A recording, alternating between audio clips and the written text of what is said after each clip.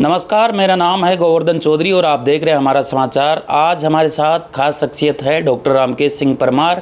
आने वाली 4 नवंबर को उनका जन्मदिन है और मूलतः डॉक्टर साहब धौलपुर के निवासी है और चिकित्सा क्षेत्र में इनका नाम और इनका काम वो बड़ा बेहतरीन है। साधारण से किसान परिवार से जुड़े हुए हैं डॉक्टर साहब। आने वाले 4 जनवरी को इनका जन्मदिन है और जन्मदिन पर अक्सर हर जन्मदिन पर इनके एक भव्य धौलपुर में कार्यक्रम आयोजित, जिला लेवल का कार्यक्रम आयोजित किया जाता है और बड़ा ही बेहद जो ये कार्यक्रम है वो होता है प्रतिभा सम्मान समारोह।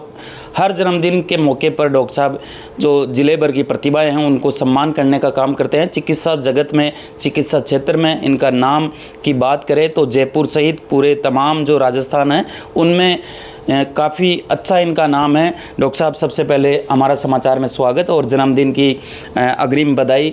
आने वाला जो कार्यक्रम है वो किस तरह का कार्यक्रम है? शुरुआत आप साधारण से किसान परिवार से हैं, पहले तो आप अपना परिचय दे संक्षिप्त में दर्शकों को।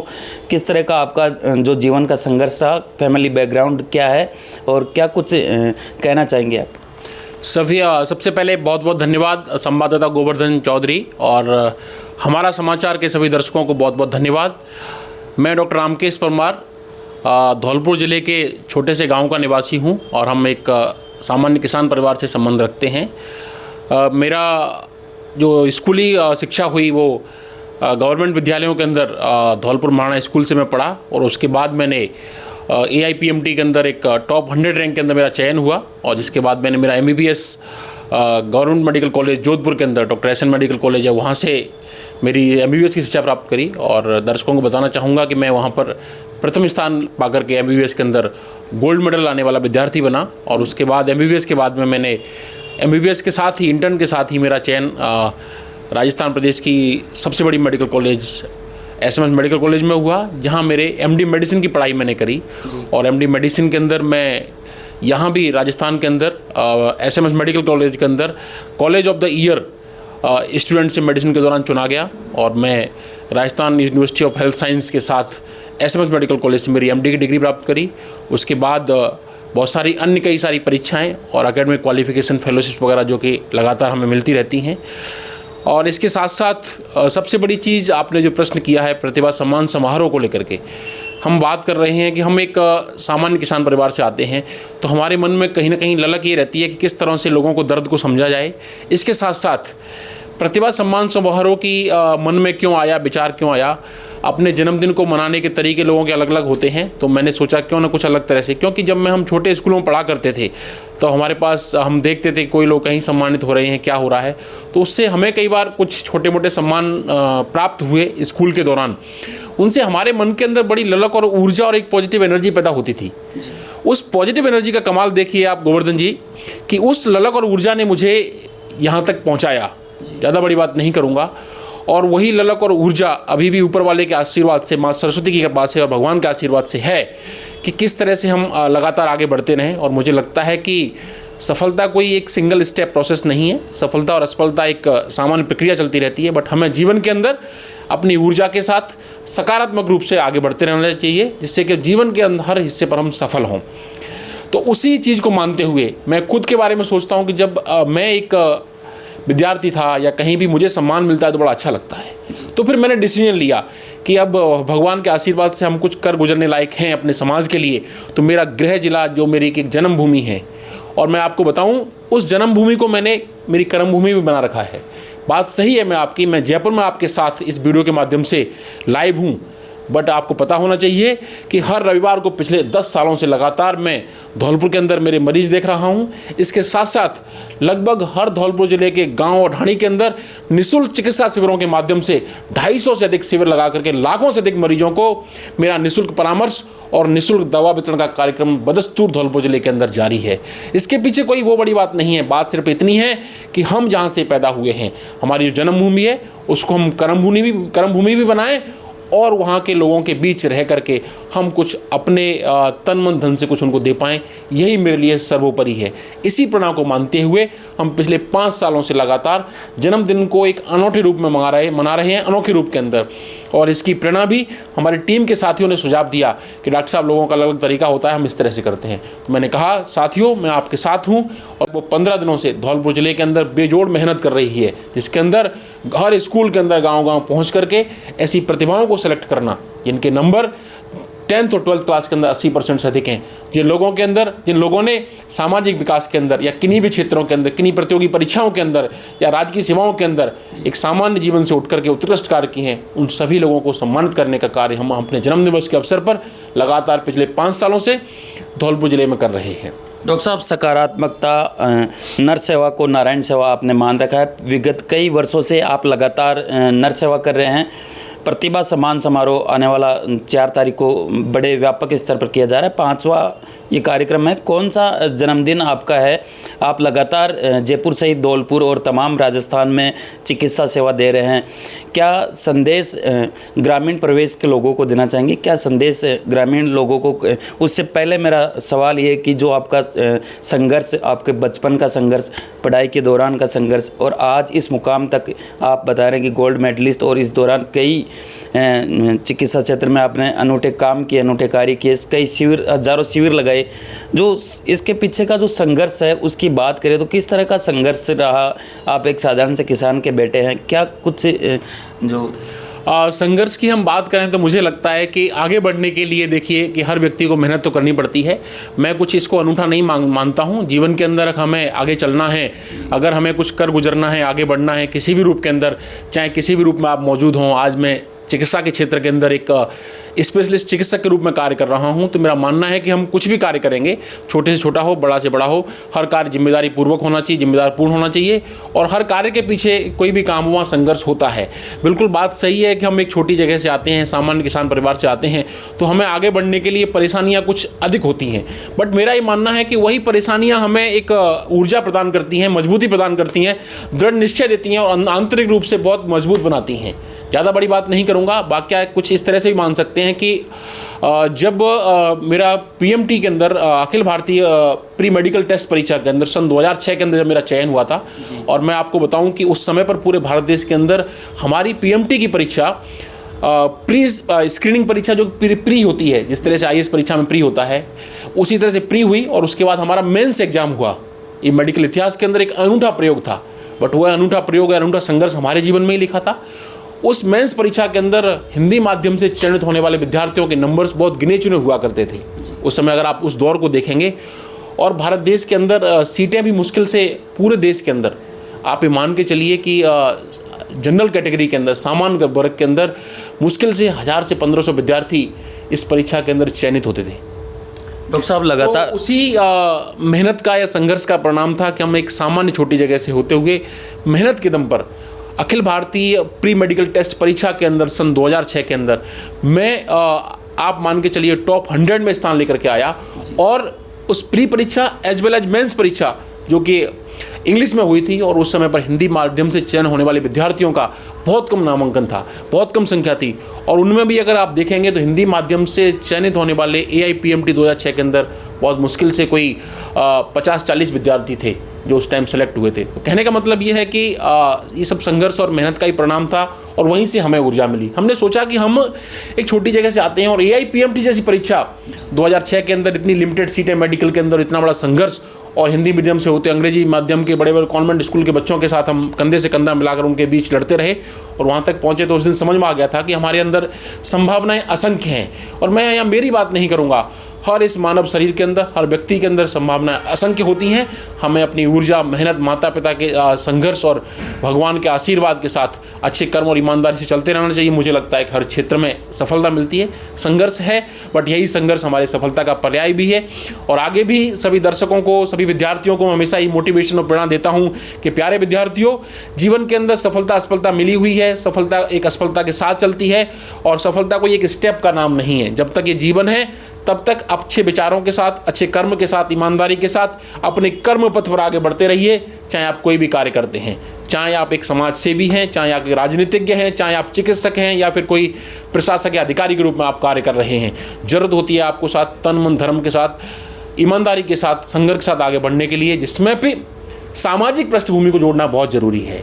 मैं चिकित्सक हूँ, बट मुझे लगता है कहीं ना कहीं मुझे अच्छा लाभ और आप लोगों के बीच जो प्यार मिलता है वो मेरी सामाजिक सेवा की जो भावना है उससे मुझे लगता है। और आप लोग भी, चाहे दर्शक हों, कोई भी मुझे इतना प्यार दे रहे हैं, वो सामाजिक भावना का कार्य है। इसना चाहूँगा आप कुछ भी बने जीवन के अंदर, एक अच्छे इंसान बने और हमारे बीच जो हमारा समाज है उस समाज की भावनाओं को समझें कि किस तरह से हम इस समाज के बीच, समाज का भी भला हो, समाज का भला हो, हमारा भला हो, परिवार का भला हो, तो फिर हमारे देश का भला अपने आप हो जाएगा और पुनः हमारा देश इसी तरह से, जिस तरह से आगे बढ़ रहा है और आगे बढ़ेगा। डॉक्टर साहब, प्रतिभा सम्मान समारोह किन प्रतिभाओं को सम्मानित करने जा रहे हैं? क्या पैरामीटर्स कार्यक्रम में जो प्रतिभा हैं उनके लिए रखे गए हैं? दर्शकों को ये भी बताएं कि पूरे प्रदेश के प्रतिभाओं को सम्मानित करेंगे या एक ज़िले, धौलपुर ज़िले की प्रतिभाओं को ही आप सम्मानित करेंगे? सबसे पहले तो प्रतिभा सम्मान समारोह, अभी तो हमारा प्रतिभा सम्मान समारोह हमारे गृह जिले धौलपुर जिले में आयोजित किया जा रहा है। इसमें मैं ये बताना चाहूँगा आपके इस कैमरे के माध्यम से कि संपूर्ण धौलपुर जिले के अंदर और सभी समाज और वर्गों की प्रतिभाओं को हम वहाँ पर एक ऐसा मंच दे रहे हैं, वह मंच उनको ऊर्जा देगा, उनको मोटिवेट करेगा। 4 नवंबर, जिसे हम आजकल हमारी टीम प्रतिभा सम्मान दिवस के रूप में जानती है, कोई मेरा जन्मदिन नहीं है, वो एक प्रतिभा सम्मान दिवस है। 4 नवंबर प्रतिभा सम्मान दिवस, जिसके अंदर हम अभी धौलपुर जिले की सर्व समाज की सभी प्रतिभाओं को सम्मानित करने जा रहे हैं। और जो पात्र प्रतिभाएं हैं, वैसे मैं ये मानता हूँ कि हर व्यक्ति के अंदर जो प्रतिभाएं हैं, जो असफल हुआ है या असफल नहीं हुआ, असफल हुआ है या सफल नहीं हुआ है, उसके अंदर भी कुछ प्रतिभाएं हैं। हर व्यक्ति के अंदर ऊपर ने कुछ गुण दे करके भेजा है। ज़रूरत कई बार हमें उनको निखारने की, समझने की होती है। तो ऐसा कुछ नहीं है, बट हमने कुछ एक क्राइटेरिया रखा है जिसके कारण से कि हम एक अल्प समय के अंदर उन लोगों को सम्मानित कर पाएँ, जिसके अंदर ऐसे विद्यार्थी जिनकी 10वीं और 12वीं परीक्षा के अंदर राजस्थान या किसी बोर्ड के अंदर 80% से अधिक अंक प्राप्त किए हों, नंबर 1, या विभिन्न तरह की अच्छी प्रतियोगी परीक्षाएं, चाहे वो RAS परीक्षा है या फिर IAS परीक्षा है या फिर आपका नीट परीक्षा है या IIT की परीक्षा है, इनमें चयनित होने वाले विद्यार्थी हैं। नीट और IIT से मेरा इसलिए लगाव है कि मैं विज्ञान वर्ग का एक विद्यार्थी रहा हूँ और मैं उस दौर का नीट IIT का विद्यार्थी रहा हूँ जब इन परीक्षाओं के अंदर चयन होना अपने आप में एक सपना माना जाता था। बात करते हैं हम 2000 से लेकर के और 2010 के बीच में, आप देखेंगे तो IITयाँ केवल 5 इंस्टीट्यूट्स थे, एम्स केवल 1 था देश के अंदर। तो उस समय पर नीट और IIT की परीक्षाएं कहीं ना कहीं IAS की परीक्षाओं से बड़ी परीक्षाएं मानी जाती थी। छोटे छोटे विद्यार्थी वहाँ रहते थे, इसलिए मेरा एक लगाव है। और मैं आपके कैमरे के माध्यम से दर्शकों को कहना चाहता हूँ कि मेरे लिए सौभाग्य की बात है कि आज भी हजारों विद्यार्थी जो मैं अभी नीट और IIT की परीक्षाओं को दिए, मेरे को आज 6 से 25, 18 से 20 साल हो चुके हैं, पर आज भी किन्हीं भी तरह के सोशल मीडिया चैनलों के माध्यम से, मेरे पर्सनल व्हाट्सएप और कॉन्टैक्ट के माध्यम से, आप मानिए कि हजारों विद्यार्थी आज भी मेरे से परामर्श के लिए, अपनी बातों को डिस्कस करने के लिए और इस तरह की क्वेरियों को लेकर के आते हैं।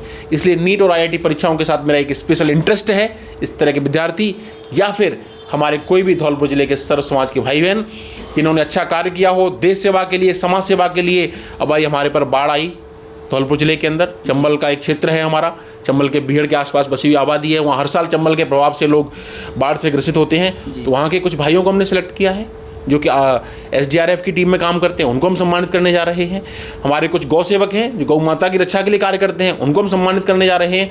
कहने का मतलब ये है कि हमारा प्रतिभा सम्मान समारोह धौलपुर जिले की सभी प्रतिभाओं के लिए, जो लोग अच्छा कार्य करते हैं किसी भी रूप के अंदर, अपने कर्म से, अपने मन से समर्पित होकर के इस समाज, देश और प्रदेश की सेवा के लिए जो लोग समर्पित हैं, वो सब प्रतिभाएं हैं।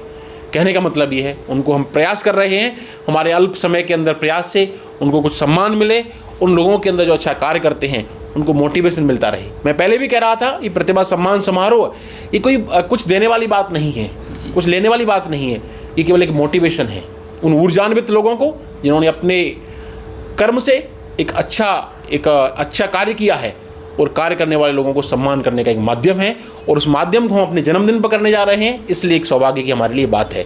पर सबसे बड़ी बात यह है कि मैं आज जयपुर में विराजमान हूँ आपके साथ, बट मेरी टीम धौलपुर जिले के अंदर सर्व समाज के लोग तन मन के साथ, धन के साथ उस कार्यक्रम को सफल बनाने के लिए समर्पित हैं।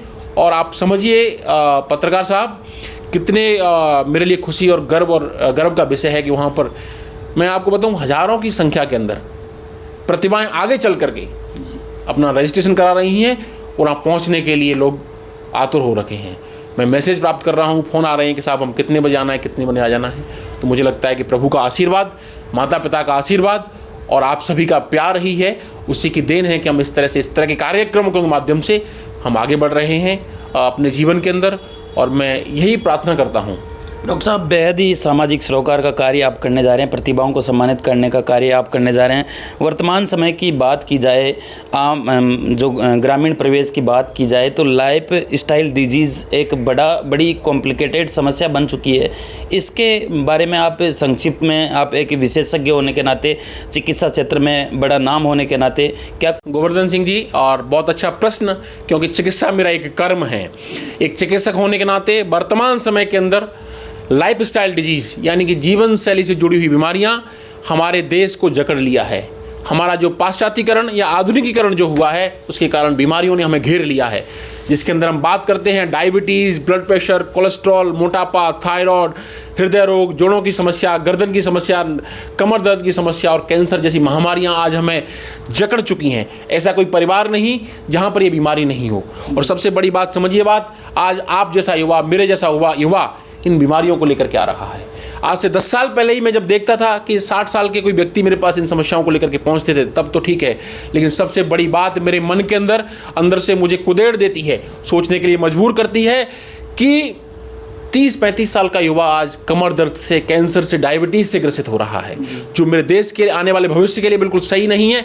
इसके लिए हम अपने लेवल पर एक छोटे से प्रयास कर रहे हैं कि किस तरह से अवेयरनेस, लोगों के बीच जागरूकता, निःशुल्क चिकित्सा शिविर और लाइफ स्टाइल और जीवन शैली से जुड़ी बीमारियों के ऊपर आप सभी पत्रकार साथियों के सहयोग से विभिन्न प्रकार की कॉन्फ्रेंसेस, टीवी चैनल्स और न्यूज़ों के अंदर आर्टिकल के माध्यम से हम एक बदलाव की भावना के लिए कार्य कर रहे हैं। मैं हमेशा कहता हूं, रोकथाम बहुत अच्छा जरिया है बीमारी के लिए बजाय ट्रीटमेंट के, यानी prevention is better than treatment और क्योर। इसलिए अब हमें ज़रूरत है एक मिशन के रूप में कार्य करने के लिए। देश के प्रधानमंत्री माननीय मोदी जी भी हमसे कई बीच विभिन्न प्रकार के मंचों के माध्यम से कह चुके हैं कि अब हम ज़रूरत है मोटापे पर लड़ने के लिए। इसलिए हमारे खाने के अंदर भी मोटे अनाज को हम शामिल करें। इसलिए यही कहना चाहूँगा अंत के अंदर कि हम लोगों को इन बीमारियों को अपने बीच भगाना है। इनको भगाने के लिए हमें रेगुलर एक्सरसाइज को अपने जीवन का हिस्सा बनाना चाहिए। बैठना कम है, चलना ज़्यादा है। दूसरा चीज़ ये ध्यान रखें, नशे की और व्यसनों की चीज़ों से हम बीमारियों में ग्रसित होते हैं, चाहे वो स्मोकिंग है, अल्कोहल है या किसी भी तरह का अलग नशा है, उसको अपने जीवन से दूर भगाना है। हमें लोगों के बीच रहना है, जिसके कारण से खुशी हमारे जीवन का हिस्सा बने, परिवार में प्यार और प्रेम की भावनाएं आएँ, जिससे मानसिक विकार, डिप्रेशन, तनाव जैसी बीमारियां हमें बिल्कुल ग्रसित नहीं करें। और मैं आपको कहूँगा कि अगर समस्या है तो जल्द से जल्द चिकित्सक से परामर्श लेकर के हमें पुनः उस दिशा के अंदर कार्य करें और अपने शरीर को अच्छा खाना, अच्छा भोजन, एक्सरसाइज, अच्छा मन और स्वस्थ माध्यम से एक मजबूत, सुदृढ़ और एक पौष्टिक शरीर बनाते हुए हमें अपना विकास करना है, अपने परिवार का बीमारियों रहित परिवार बनाना है। और जब परिवार बीमारियों रहित होगा, लाइफ स्टाइल डिजीज हमारे बीच नहीं होंगी, तो हम बहुत सारी समस्याओं से वैसे ही कोप अप कर पाएंगे। इसलिए हम विभिन्न प्रकार के कैंपों के माध्यम से हर हफ्ते, हर सप्ते कहीं ना कहीं कैंप के माध्यम से पूरे प्रदेश के अंदर जागरूकता अभियान भी चला रहे हैं और सभी का सहयोग भी मिल रहा है कि लाइफ स्टाइल बीमारियों को हमें अपने बीच बढ़ने नहीं देना है। डॉक्टर साहब, पिछले जन्मदिन पर भी देखा गया है कि जिस तरह एक नेता का सम्मान होता है, एक नेता का स्वागत होता है, उस तरह रोडों पर लोग सम्मान के लिए, जब आप जयपुर से निकलते हैं धौलपुर के लिए, तो रास्ते में 20-50 जगह सम्मान होता है। क्या आने वाले समय में राजनीति की ओर रुख करने वाले हैं? लगातार जिस तरह आपकी एक्टिविटीज़ देखी जाती है, आप हमेशा इन क्षेत्र में, चिकित्सा के साथ साथ सामाजिक क्षेत्र में भी आपकी जो भूमिका है वो अग्रणी पंक्ति में देखी जाती है। राजनीति को लेकर क्या कुछ मन में है? हाँ, आपने अच्छा प्रश्न किया है, बट देखिए ऐसा है गोवर्धन सिंह जी, मैं एक चिकित्सक की बात एक अच्छा कार्य कर रहा हूँ, बट आपने दूसरा प्रश्न ऐसा कर दिया जो कहीं ना कहीं मुझे लगता है आपको कंफ्यूज किया है, तो लोगों को भी कंफ्यूज करता होगा कि भाई जब मैं जाता हूँ तो हो सकता है लोगों के बीच गाड़ियों का एक जनसैलाब या फिर लोगों का प्यार मुझे मिलता है। तो मैं आपको इतना ही कहना चाहूँगा कि मेरी भावनाएँ, एक आप उसको लीडर के रूप में ले सकते हैं, पर लीडर का मतलब ये नहीं है कि वो कोई एक राजनेता ही लीडर होता है। कोई व्यक्ति अगर कुछ बोल्ड स्टेप्स ले रहा है जीवन के अंदर, अच्छे डिसीजन ले रहा है और वो डिसीजन अपने समाज के विकास के अंदर सहायक हैं। मैं एक चिकित्सक हूँ, बट मेरे कुछ कार्य इस समाज के भागीदारी के रूप में, समाज के विकास के रूप में और लोगों के बीच में कहीं मेरी चिकित्सा से अधिक कारगर साबित हो रहे हैं, तो मुझे लगता है कि वो एक अच्छी बात है और वही एक लीडरशिप है। ऐसी कोई बात नहीं है कि भाई राजनीति के बीच जाना ही कोई नेतागिरी की बात होती है, तो ऐसा कुछ नहीं है अभी।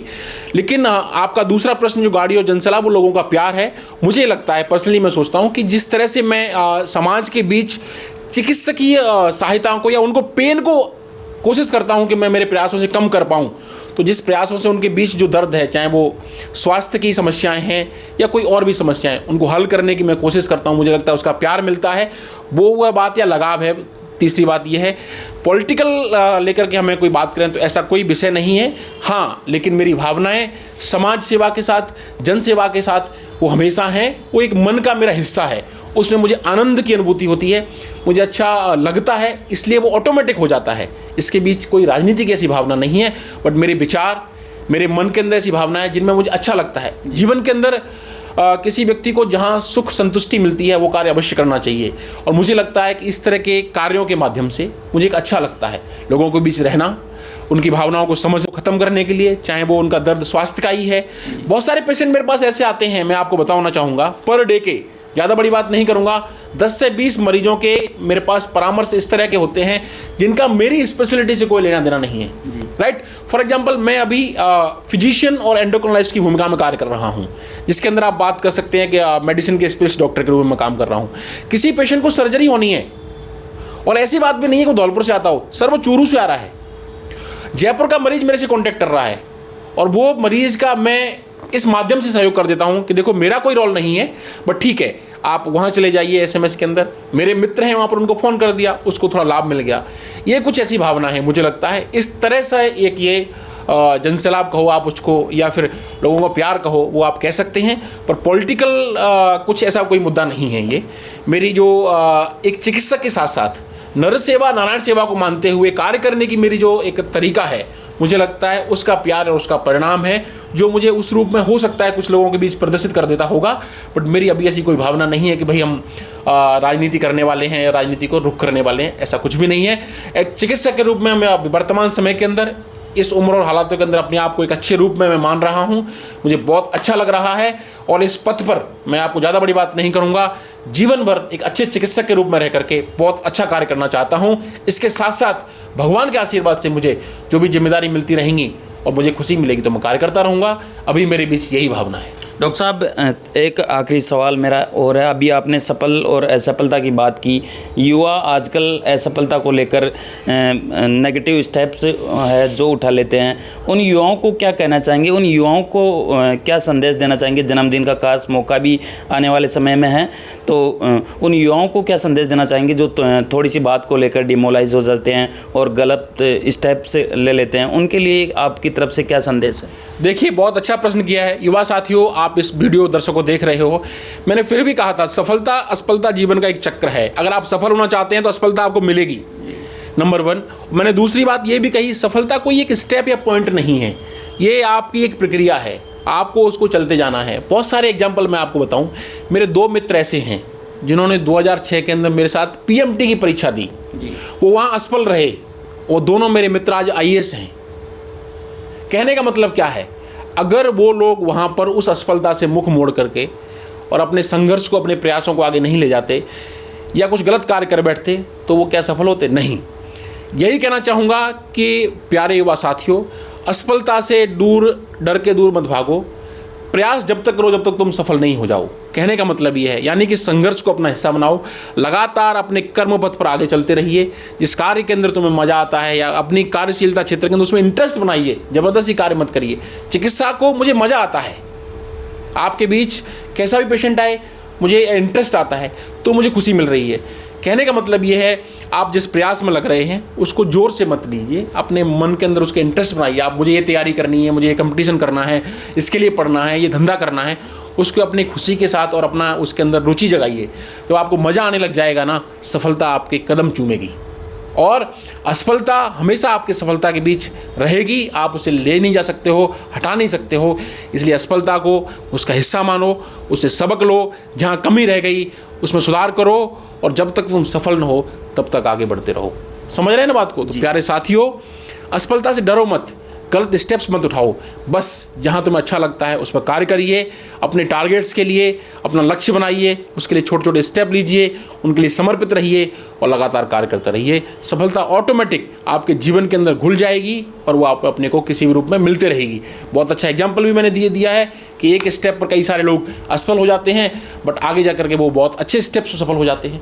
कहने का मतलब यह है, असफलता और सफलता का चक्र है, और जहाँ संभावनाएं आप मान के चलिए, परेशानियां नहीं हैं, तो वहाँ पर सफलता नहीं है। बिना परेशानियों के, बिना संघर्ष के सफलता कभी नहीं मिलती है।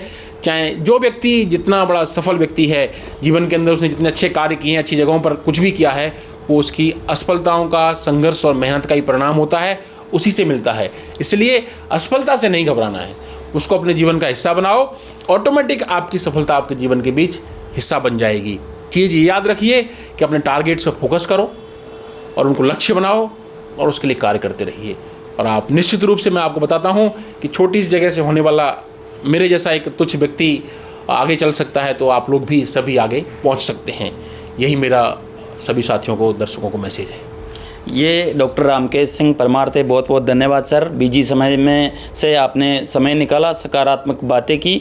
आने वाली जो 4 तारीख है वो जन्मदिन का विशेष अवसर है और धौलपुर वासियों के लिए विशेष अवसर है। धौलपुर की प्रतिभाओं के लिए ये विशेष दिन है और विशेष अवसर है। डॉक्टर साहब का जन्मदिन है, बड़ा ही भव्य तरीके से और अनूठे रूप में प्रतिभाओं को सम्मानित करके मनाया जा रहा है। आप इसी तरह की ग्राउंड रिपोर्ट के लिए बने रहे लगातार हमारा समाचार के साथ। नमस्कार। सभी दर्शकों का बहुत बहुत धन्यवाद। 4 नवंबर को धौलपुर जिले के सर्व समाज की सभी प्रतिमाएं फौजी गार्डन तसीमों के अंदर सुबह 11 बजे से लेकर के 4 बजे के बीच पहुंच करके वहां पहुंचें, सम्मान प्राप्त करें। बहुत बहुत धन्यवाद। आपका doctor Ramkesh Parmar, consultant internal medicine, Jaipur, Rajasthan. नमस्ते।